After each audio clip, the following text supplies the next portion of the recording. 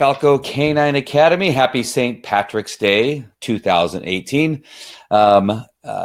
So far, it's been a great day. It's been actually a great couple days because I've been doing a lot of talking about dog training. I was able to go to our classes today out there in Brea, California, near the FlexFit, which is where our field is. Falco Canine Field is out there by FlexFit, and had a great time hanging out with all of our classes, at least two of our classes, and our trainers. And over the last couple of days, we've been, like I said, we've been talking a lot about dog training. And one of the things that keeps coming up is the fact that, oh my gosh, Gina's on so fast. Gina, one of the things that comes up really fast most recently has been the aspect of why do we not talk to our dogs in our basic academy at least in the first couple days.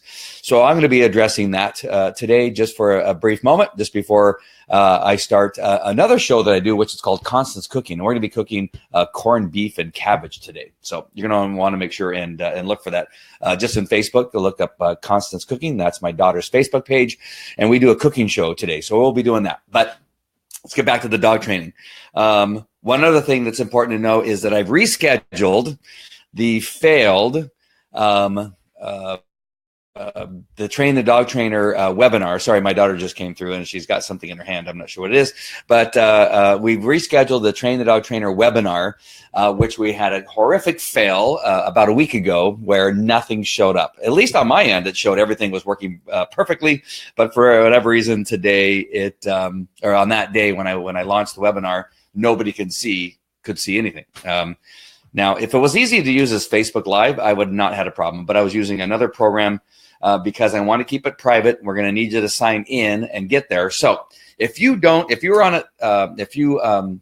decided to opt in to our last one, make sure and do it again, because this one I'm going to pull off. I've determined or figured out what it was that went wrong with the last webinar. So I'm hoping, and I'm fairly sure, because I'm going to test it probably 5 times before the next one, and we're going to make sure it's working. But that's going to be coming up on March 26th at 1800 hours. So March 26th at 1800 hours, we will be having our next Train the Dog Trainer webinar, where I'm going to show you how you can do what you love and also make money doing it. That's going to be really, really important. Let me see what my daughter wants over here. Yes, daughter. I just wanted to come and say hi.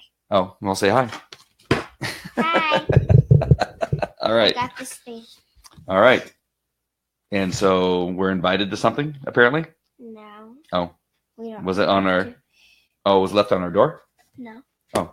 Who gave it to you? Emily. Oh, Emily. Next door neighbor. Another church. Okay. All right.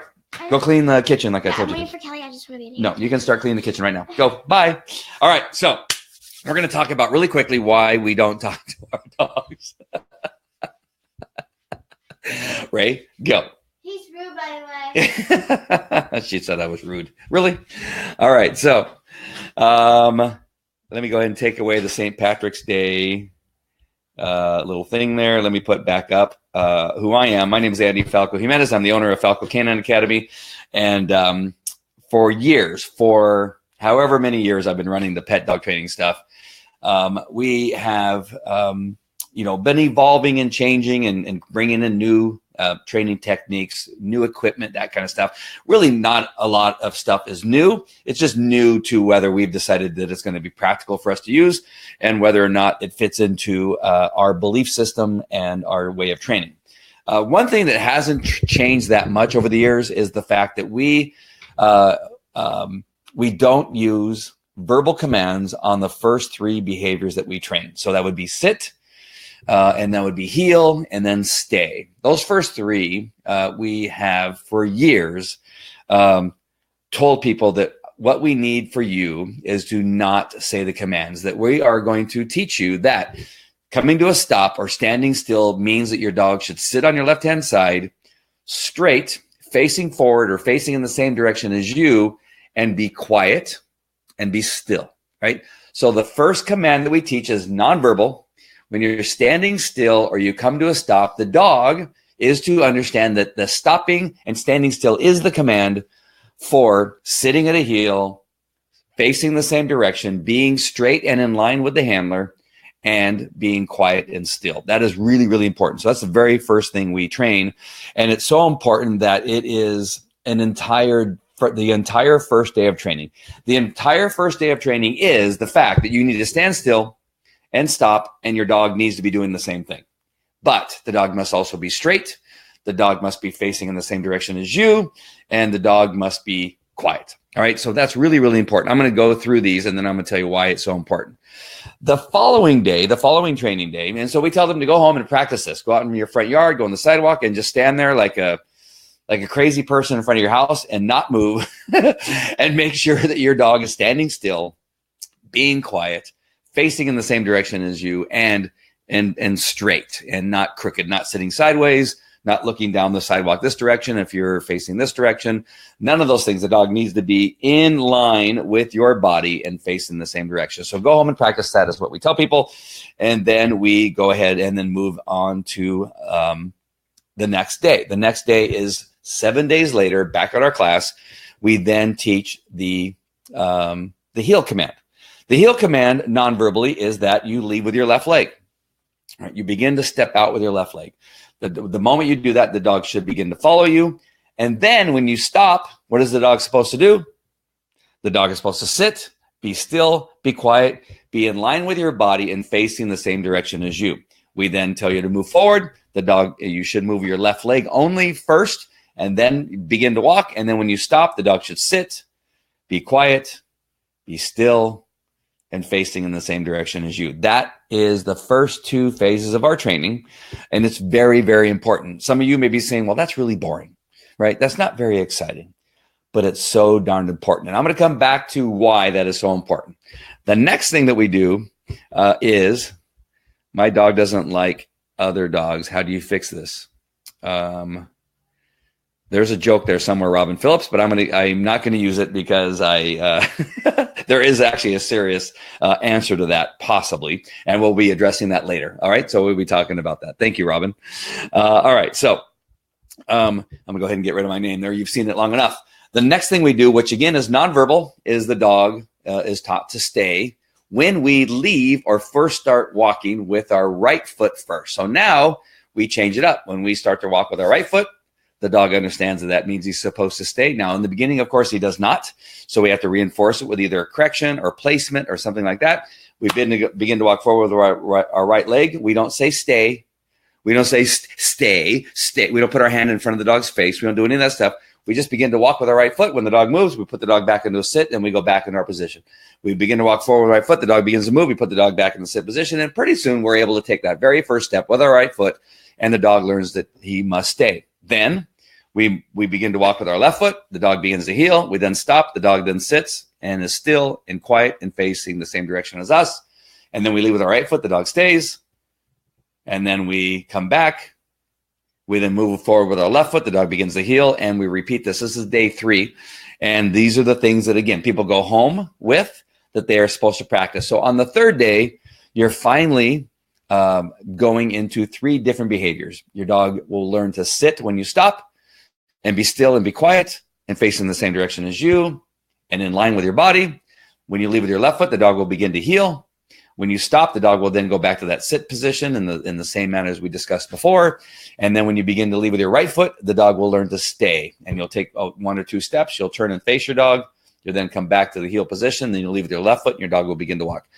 The beginning that I just discussed, the first 3 days is so important. It's important that you don't go to a dog park during that period of time. It's important that you don't go to a really excited area if your dog can't handle it, and try to teach those things and make those things nice and solid. It's important that you get those 3 things down first. Why is that so important?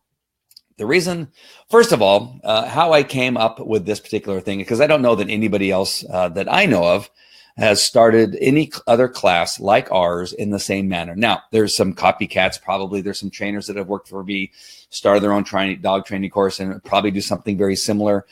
They may have gotten away from it, but what they may not realize is how important it is. How this began to become really important to me was as a canine handler on the SWAT team. And as I was on the SWAT team and realizing that I could not have my dog yelping and whining and crying when we're beginning to make entry into a location where there's an armed and dangerous suspect, right? And so I needed my dog to learn to be quiet under an obedience and stressful and exciting situation, right? And so I had to begin to train that when I'm in this position, when I'm using these obedience behaviors, when I want you to sit and stay, when I want you to even down and stay, when I want you to heel, when I'm in a tactical movement position, which is at a low crouch with my handgun out, I want you to walk alongside of me, but I want you to be quiet. I want you to be still when we stop. When I want you to stay out, I need to say stay. I just need to move first with my right leg, and you should stay while I move up and see if it's safe to go around the corner or move through the doorway.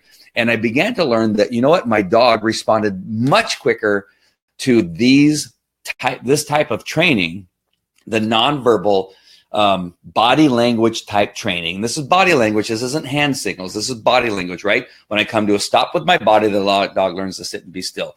When I begin to heel with my left foot, the dog will heel next to me. When I begin to walk with my right foot, the dog will stay, right? Those are body language things that I do that create a behavior in my dog.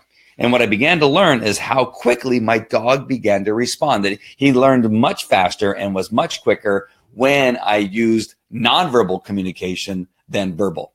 As a matter of fact, we would have to repeat ourselves often before a dog would begin to even understand what it is that I meant. All right. So I'm going to go really quickly and talk to my children really quick who are standing over here and staring at me for whatever reason that is. Yes, Rhett, how may I help? Can I go back to Josh? Did you clean your room? Did you clean up the front room where you had stuff laying around? He did not clean up his room. Okay, go. I did. Okay, go check it again and make sure. Hey, Ray, I'm not talking to you. Rhett, I'm not talking to you. I did. Okay, Rhett, go check your room to make sure it's clean. Make sure your bed is made. All right, and then check your the room where you the living room to make sure all of your things are picked up and put away. Ray, I just need you to go clean the kitchen. Like I told you, it's all done. All the dishes are dry and put away. Mm-hmm. They are.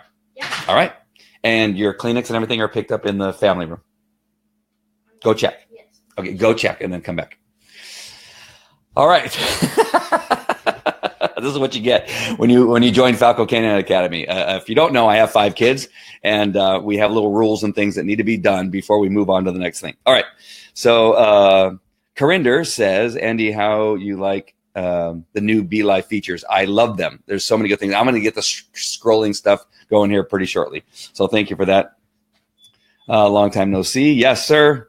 And then right. I'm not sure which thing you're saying right to, but I'm sure that it's probably something pretty cool. All right, Corinder, thank you for joining me. I really appreciate it. All right, so now you understand the how we got there was through SWAT training, beginning to see how effective this type of training was for my dog, my police dog, who could be whiny under more circumstances. But when I began to teach this low stress type of training, that just merely, dog, I want you to pay attention to me. I want you to pay attention to what I'm doing. I began to see a change in my dog because it wasn't based on stress. It wasn't based on repeating myself over and over again. And I actually trained the dog under a calm emotional state, that I'm just going to stand here and wait. In some cases, wait for the dog to come to a sit position. When he does, I'm going to reward the dog. If he sits crooked, I'm just going to slowly position him so he's in the right spot. And when he's in the right spot, I'm going to pet him on the head. Nice and soft and nice and purposefully to let him know that position is what I want. When I move forward, it's simply taking a step forward. It's not a correction. It's not physical in any way. It's not high energy. I'm not running it. I'm just merely taking that very first step. And then I'm coming to a stop. When I come to a stop, again, I reposition the dog to make sure he understands exactly where I want him to be. All of this is done in a very low stress type of way. Not a lot of pushing and shoving, grabbing, wrestling, none of that stuff. No yelling, no screaming, because remember, it's all supposed to be nonverbal. Really, really important, right? And so what I began to see is a change in my dog. My dog was now under obedience, was less stressed because I was less stressed. We were able to do it in a manner that didn't cause a lot of physicality with the dog and kind of build up that energy, that negative energy. And so I found that my energy was not negative. My energy was actually very positive. And I waited and I became more patient. And when the dog responded, I praised him. And so you can see the whole thing began to change. So that was in the SWAT environment, right? And so then what we brought in MP5s and M16s and flashbangs and blew off doors. And we're using, shotguns to blow the hinges off of doors using specialized rounds, and found, in spite of all that happening, that the dog would still stay calm. Now, did every dog? No. Belgian Malinois would get excited. Some other German Shepherds get excited. But in my case with my dog, I found that even though the exterior environment, all the the energy from everything else that was happening, even other people running around, because even when that got to a higher level, my dog still stayed calm. Because why? Because I was calm. And so it really became clear to me that how I put out energy, how I put out negative energy in particular, is what the dog responds of. And when I do that, it's the dog responds to that. If I can stay calm, my dog will stay calm, even if the surrounding area is not calm. And so what I decided to do was, when I started the pet dog training part of our academy, is that I brought that part directly into the pet dog training. Why? Because so many people were under stress with their dogs, right? Going out for a walk.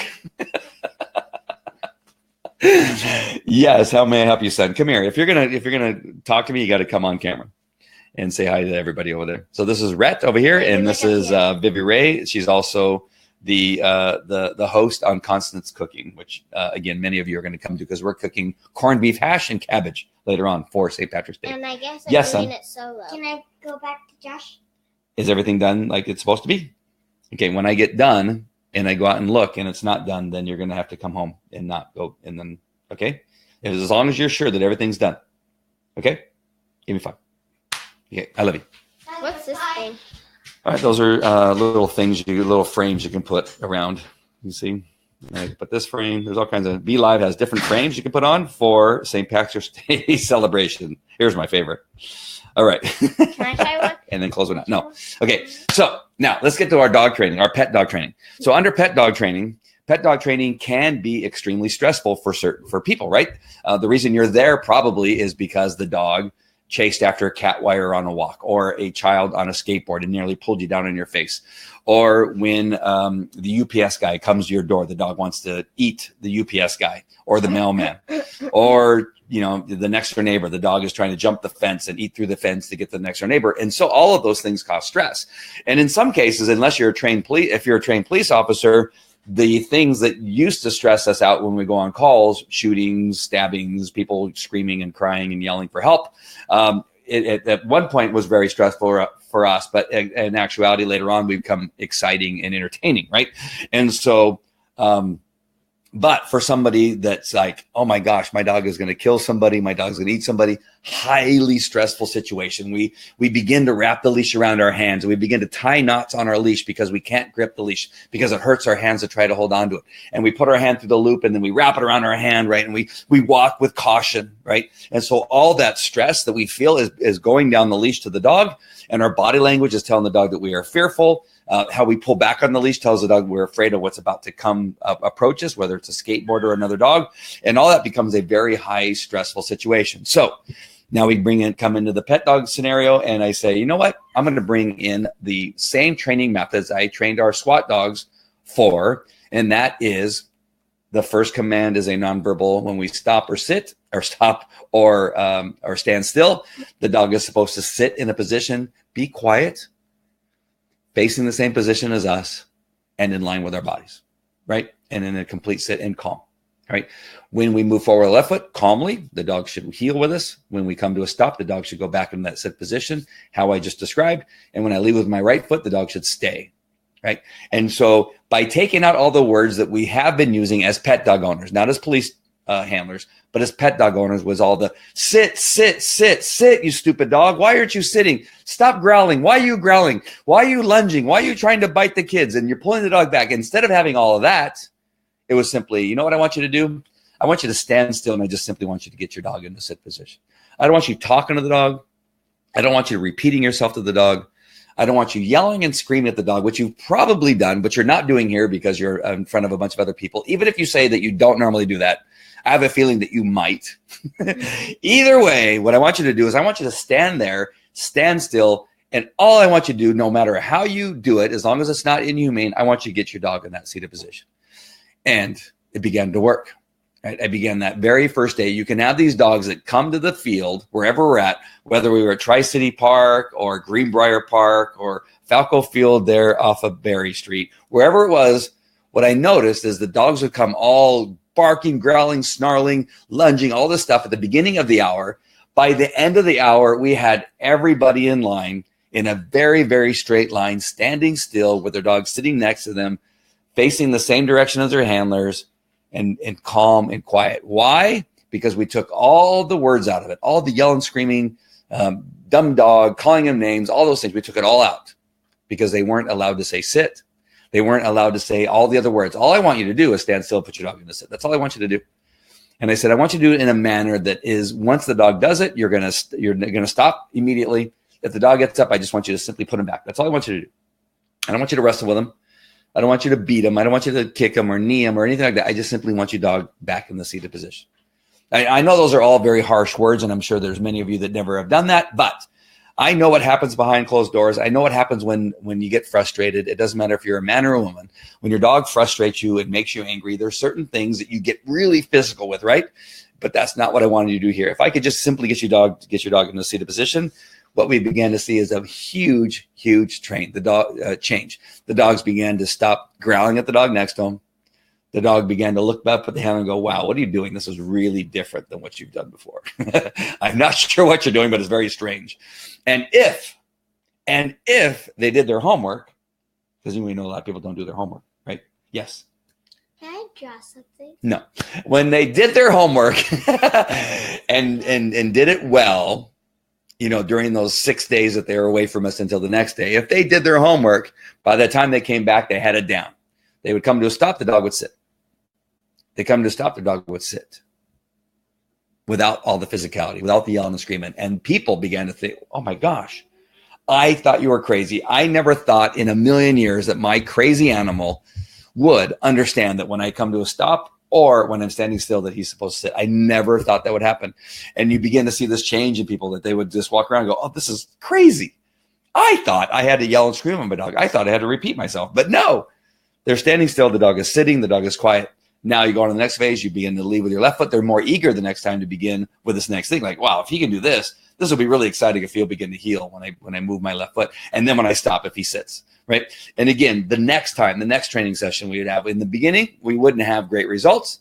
But by the end of the hour, we begin to see dogs automatically sitting when people come to a stop. We see the dogs begin to heal at the movement of the left foot. And it was almost a miracle to the people. I knew it wasn't a miracle. I knew it was way easier for dogs to read body language. Why? Because dogs are masters at reading body language. They read your body language every day. They read the body language of other dogs. They read the body language of cats. They read the body language of everything around it. Dogs are masters at reading body language. And that's why this is so much easier for them, because they're not masters at listening to the English words, German words, French words, or Spanish words that you use. They don't know those languages. They don't understand those words, but they do understand body language very, very well. And so if you could get a dog to do this in these first couple of sessions, you are off and running, and you are doing a complete turnaround from how you began and came to us. Yes, Ray, is this a question about what I'm talking about? Yes. What? If you had a dog that was aggressive, Yep. If you had a dog that was aggressive and you got it to be unaggressive and it went back to aggressive, does that mean it's changing? I'm not sure if I understand your question, but what dogs can do is they can try different things, right? They will learn that, under these circumstances, they can't be aggressive, and the dog will go for a period of time without being aggressive. But then sometimes the dog sees another opportunity because of something you've created or shown the dog that under this circumstances, now I can become aggressive and not get in trouble. So dogs can figure stuff out some way to get around the rules and the behaviors that you've been training. But that's where the dog that tries to figure things out. So I'm not sure if I understood your question, but either way, this is really the path to helping your dogs who have aggression. Is the path to helping dogs that just like to run out the front door, lunge at people, and all this kind of stuff. Now, the third one is, again, now you're reinforcing again. So now you have two behaviors. One is the sit and one is the stay, right? Or the heel, the sit and the heel, right? Very powerful way of teaching a heel, right? And you notice I didn't talk about heeling. How does the heel come into play between stopping and sitting and starting with the left foot? Is because once you've taught these two things, the heeling comes automatically because now the dog's anticipating you are going to stop, right? And so the dog go, wait a minute, he's going to stop any minute because we do short spurts of walking forward and stopping. And so the heel is a really cool byproduct that comes along after you've trained the dog, that when you stop, you sit. When you walk with your left foot, you heel. Stop with your, when you come to a stop, you're supposed to sit. When you walk with your left foot, you're supposed to heel. And you repeat that over and over. Healing almost comes automatically. It really is magical how that begins to work in a sense. Not magic. It's not magic, but it's kind of magical and how it happens. All right. The last one is the third. So you need to train the third behavior, which is stay, which is going to be your right foot leaving. And when you're, no.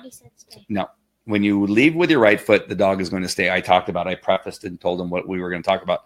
So when you leave with your right foot, the dog learns that I must stay. And people go, oh my gosh, this is impossible. There's no way that my dog's going to learn this. Yes, they do.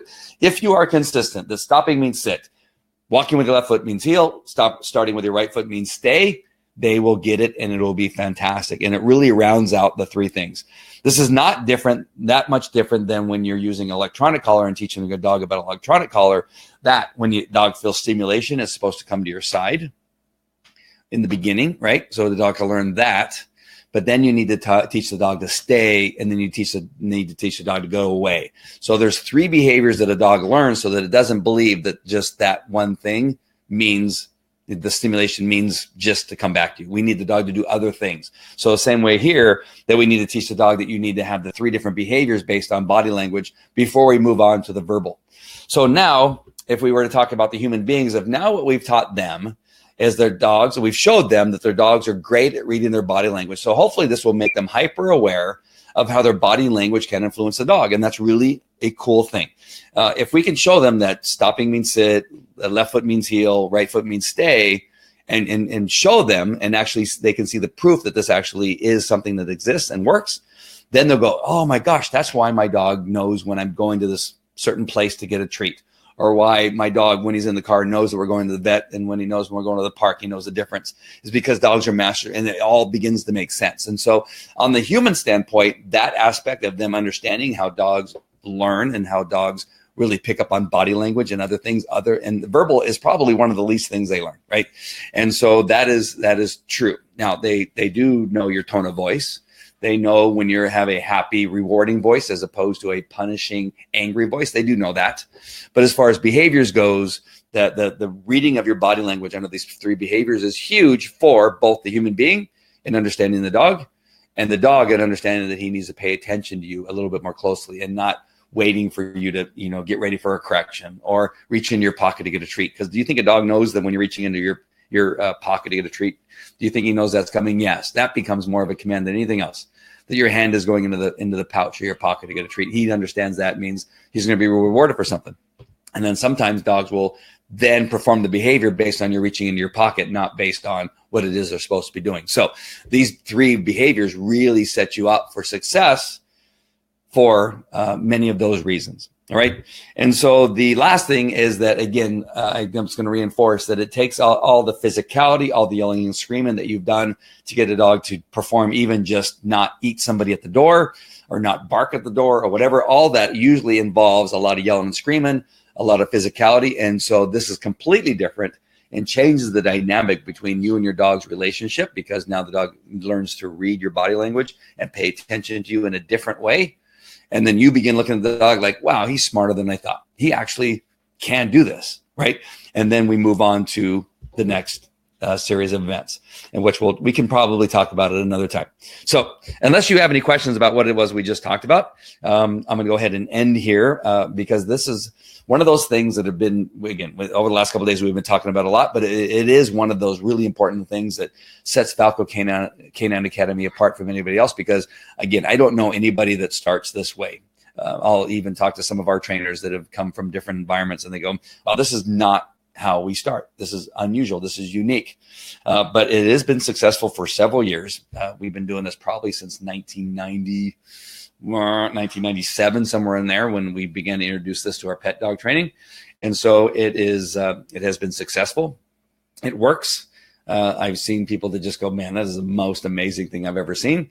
And that is probably what people get noticed most about when they're on their walks. So go, wow, we don't even hear you talking to your dog. And yet your dog sits when you stop, yet your dog heels when you start walking, and your dog stays. And you never even said it until people say, that is the craziest thing. It's the craziest thing. I've never seen anything like it. No. And so I thought it was important enough to bring up, because over the last 3 days or so, I've talked about it on Cameron Thompson's Facebook Live that she did a couple days ago. Aldo and I were talking about it in the kitchen here in my house for probably about 30 minutes. And then today I was talking to my other trainers and just kind of reinforcing why it is that our program starts this way. And there are some people, including even people in-house, that think, well, I don't know. But then once we talk about it and explain it, they go, okay, that makes a lot of sense. And it's really, really important. All right. So again, unless you have anything, my name is Andy Falco Jimenez, the owner of Falco Canine Academy. And we have been doing this for a really long time. And if you start off this way, I was going to talk about Robin Phillips about my dog doesn't like other dogs. How do I fix this? The end is with you and Robin is that you need to implement this thing that I just talked about into your walks with your dog. That when you stop, the dog has to sit, right? That it is hard for a dog to lunge and bark and growl at another dog if you've taught him that when you come to a stop, he can't lunge and bark at another dog, right? So you first need to make sure that this becomes solid when there is no distractions, no other dogs, so that when you stop, the dog understands that when my owner, Robin, or my, whoever else is walking the dog comes to a stop, I'm supposed to sit. And you make it solid that it happens no matter what. Then you slowly bring in the distractions of maybe a bouncing ball, maybe a kid on a skateboard. That when you stop, when you see that skateboarder, the dog is supposed to respond to you, not respond to the skateboarder.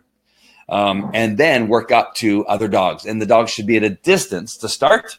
And so you could go to a park, and the moment you see a dog, not when the dog sees a dog, the moment when you see a dog, you come to a stop and have the dog sit and be quiet and be still, facing the same direction as you. And then you move closer and closer to dogs until the dog understands that when you come to a stop, he's not to be focusing on other dogs. When you come to a stop, your dog is supposed to be focused on you, because you may start with your left foot, you may start with your right foot, you may not go anywhere at all.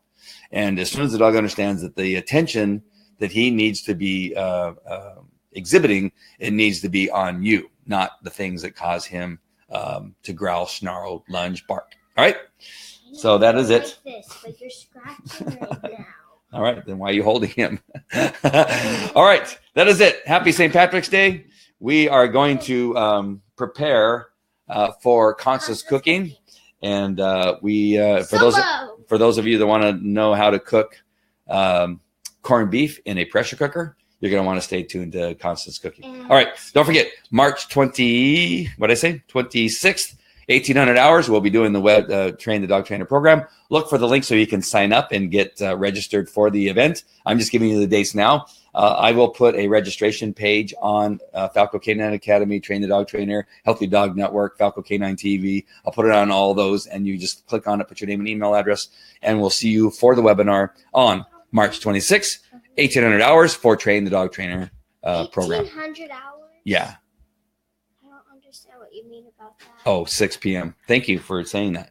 Yeah, 6 p.m. 1,800 hours. Wait, can I do something real quick? What? No. Oh, you want to change the things? Oh, my favorite. Yes.